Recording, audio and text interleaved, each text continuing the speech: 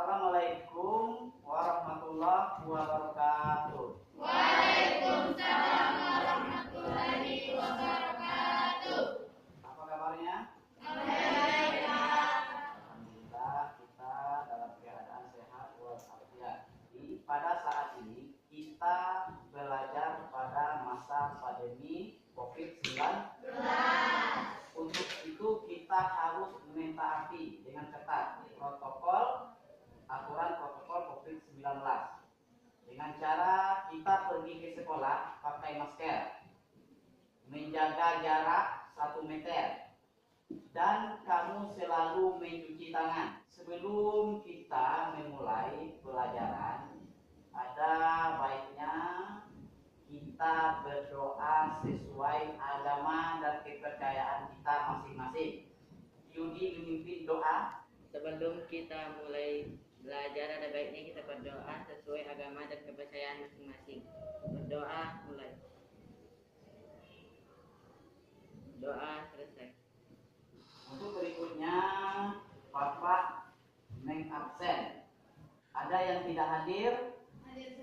Alhamdulillah. Ya, pada minggu yang lalu kita mempelajari arti penting norma dalam kehidupan masyarakat.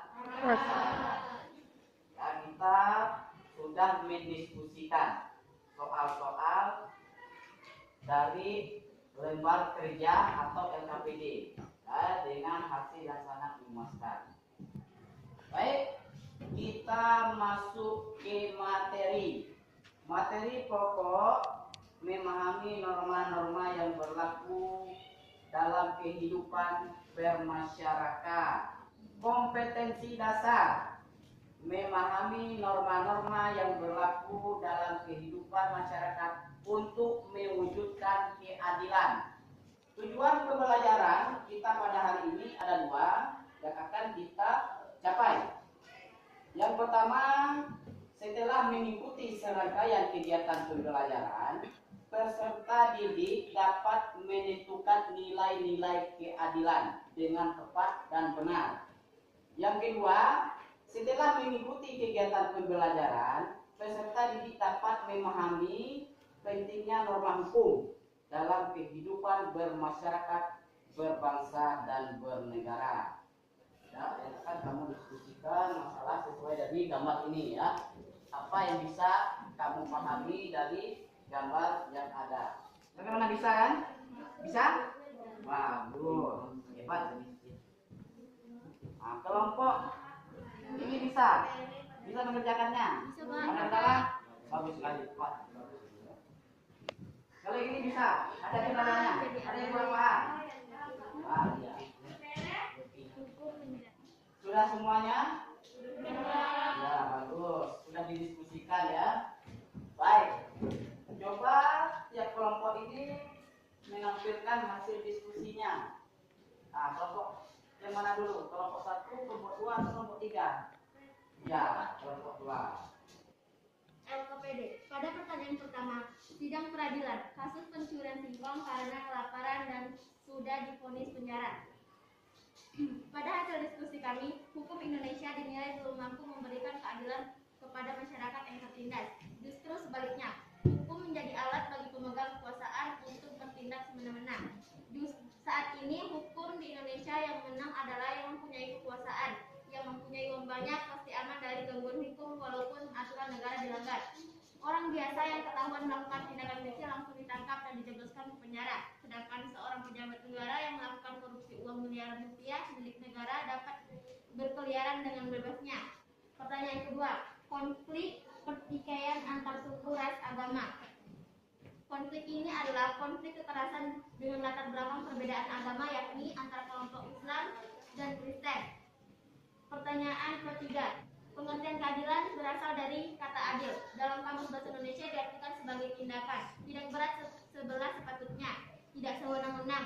Keadilan menandaskan bahwa setiap manusia tidak boleh diperlakukan sewenang-wenang, tetapi harus diperlakukan sesuai dengan hak-haknya. Keadilan mengharuskan seseorang untuk memperoleh sesuatu yang menjadi haknya dan diperlakukan sebagaimana mestinya. Iya, Pak.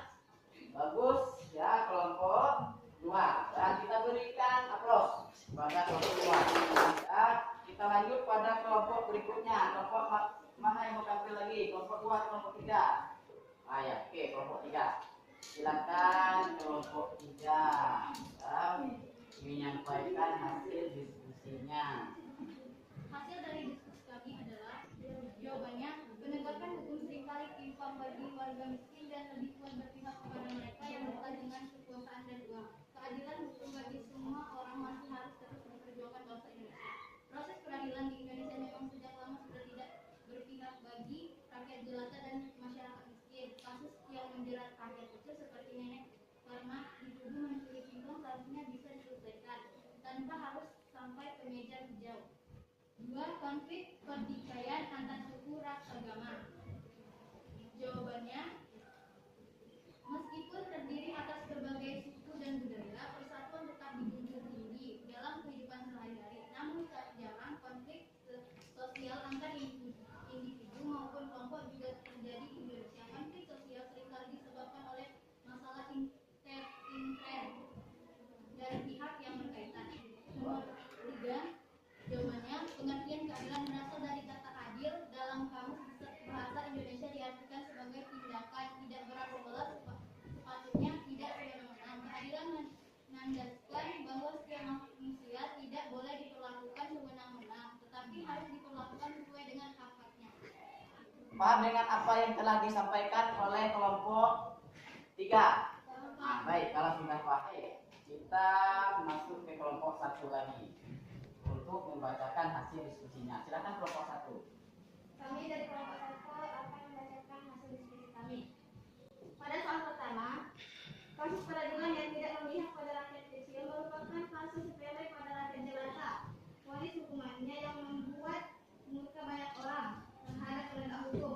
Diibaratkan hukum tajam pada rakyat kecil, tumpul terhadap koruptor dan pejabat pelanggar hukum.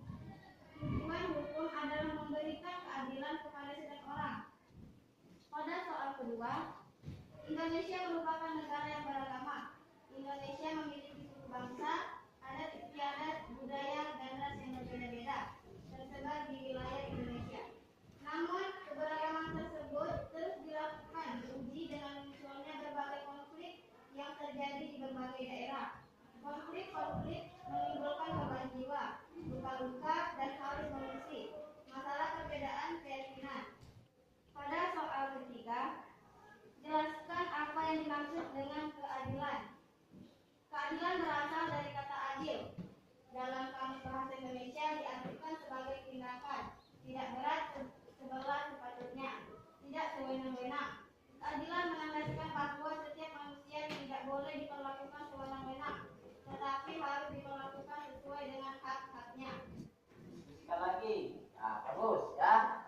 Nah, baiklah, kita sudah sampai pada penghujung. Nah, ada yang bisa menyimpulkan juga atau merefleksikan? Ada?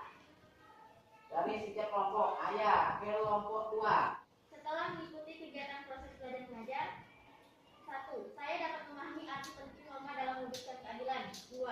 Dapat memahami pentingnya norma hukum dalam kehidupan bermasyarakat, berbangsa dan bernegara. 3. Dapat memahami pentingnya hukum dalam mewujudkan keadilan. 4. Dapat memahami pengertian keadilan. Nah, ada lagi, kelompok berapa lagi yang menyimpulkan? Ya, kelompok 3. Silakan. Setelah kami mempelajari, kami dapat memahami pengertian keadilan, nilai-nilai keadilan yang harus diwujudkan dalam kehidupan bersama. Contohnya, keadilan distributif, keadilan legal, keadilan komunitatif. Ya, bagus. Ya, kesimpulan dari kelompok 3. Untuk menutupi kegiatan belajar kita iringi, kita tutup dengan doa. Silakan Yudi untuk menutup dengan doa. Sesudah kita belajar, ada baiknya kita berdoa sesuai kepercayaan dan agama masing-masing. Berdoa mulai. Berdoa selesai. Nah, terima kasih. Assalamualaikum warahmatullahi wabarakatuh.